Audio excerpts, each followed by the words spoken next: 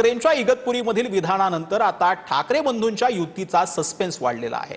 विजय मेळावा केवळ मराठी पुरताच होता असं राज ठाकरेंनी स्पष्ट केलंय। विजय मेळाव्याचा राजकारणाशी संबंध नाही असं विधानही इगतपुरीमधील अनौपचारिक गप्पांदरम्यान राज ठाकरेंनी केलंय। नोव्हेंबर डिसेंबर दरम्यान चित्र पाहूनच युतीचा निर्णय होईल असंही राज ठाकरे यांनी म्हटलं।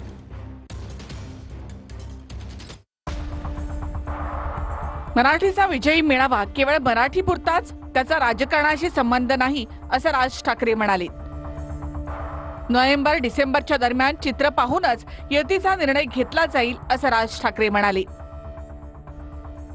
इगतपुरीमधील अनौपचारिक गप्पांमध्ये राज ठाकरे यांनी युती संदर्भात वक्तव्य केलंय। त्याआधी कोणीही युती संदर्भामध्ये बोलू नये असे आदेश राज ठाकरे यांनी काढले होते। त्यामुळे ठाकरेंच्या शिवसेनेकडून युतीबाबत टाळी दिलेली असताना मनसेकडून मात्र ही सावध भूमिका पाहायला मिळते।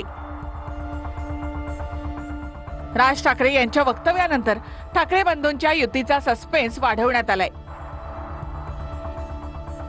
शिबिराच्या निमित्तानं राज ठाकरे 3 दिवसांसाठी इगतपुरीमध्ये आहेत। याशिवाय नाशिकमधील खड्डे, कुंभमेळा आणि विकासासंदर्भात राज ठाकरे यांनी भाष्य केलंय। वेळ आली तर मनसे ही एकटी सुद्धा लढू शकते महापालिका। म्हणजे आहेच ना ते, आतापर्यंत निवडणुका त्याच्यात लढवल्या ना। आतापर्यंत गेले 20 वर्षात आम्ही एकटा जीव आणि सदाशिवच होतो, वेगळं कोणच नव्हतं। आमच्यासोबत आम्ही एकटी लढत होतो। त्यामुळे आमच्या कार्यकर्ते ती बांधणी चालू आहे ना। आमचे निरीक्षक, आम्ही सगळी मंडळी जातोय, कार्यकर्त्यांना भेटतोय, काय करावं काय करू नये ते त्यांना सांगतोय, त्यांच्याकडून रिस्पॉन्स येतोय। काल बाळा नांदगावकर बोलले की या आधीही निवडणुका आम्ही एकट्याने लढल्यात, भविष्यात जर गरज पडली तर आम्ही पुन्हा एकदा एकट्याने। मला वाटतं त्यांनी त्यांच्या पक्षाने एक आदेश दिलेला आहे की या विषयावरती कोणत्याही प्रवक्त्यांनी बोलू नये।